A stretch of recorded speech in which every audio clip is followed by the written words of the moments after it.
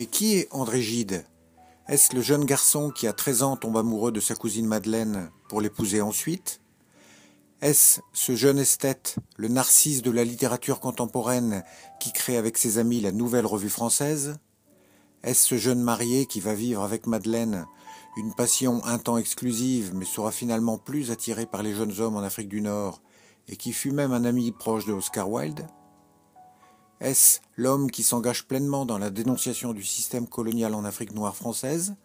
Est-ce celui qui a écrit la Symphonie pastorale en 1919, roman très classique et très protestant?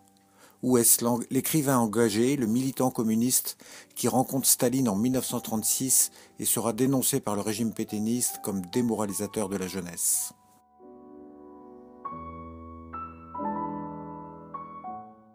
Ses romans les plus célèbres sont Les Nourritures terrestres, publié en 1897, La Symphonie pastorale en 1919, ou Les Faux monnayeurs en 1925.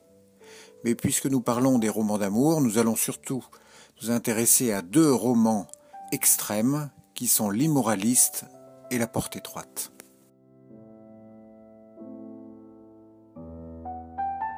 Dans L'Immoraliste, publié en 1902, Michel, érudit peu concerné par la chair, a jadis épousé sans réel amour Marceline, une femme dévouée qui éprouve pour lui des sentiments les plus vifs. Au cours de leur voyage de noces en Afrique du Nord, il tombe gravement malade et lutte contre la mort à Biskra. La contemplation des jeunes garçons pleins de santé va lui redonner le goût de la vie et il met toute sa volonté à guérir.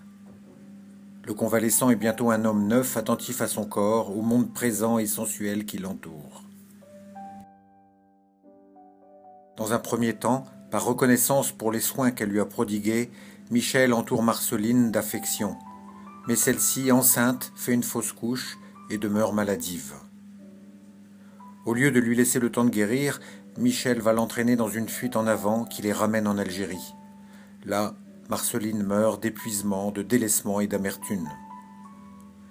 Michel y mène une vie désœuvrée avant de demander à ses amis de l'en arracher. C'est par cet appel que commence le roman.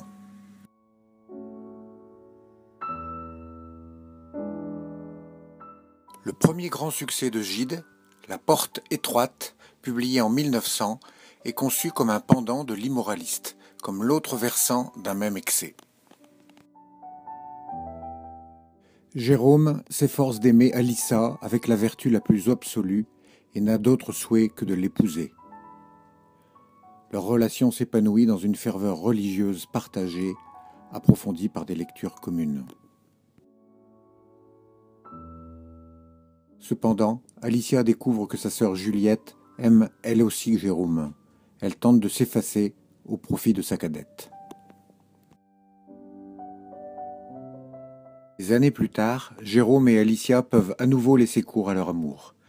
Mais Alicia rejette encore toute possibilité de bonheur matériel et terrestre.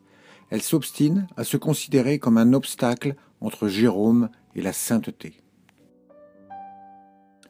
Pour le laisser plus libre d'aller vers Dieu, elle entreprend de s'enlaidir et d'affadir son esprit.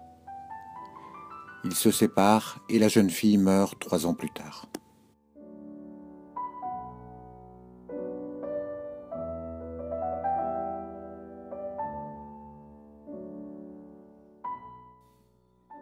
Je ne suis qu'un petit garçon qui s'amuse, doublé d'un pasteur protestant qui s'ennuie.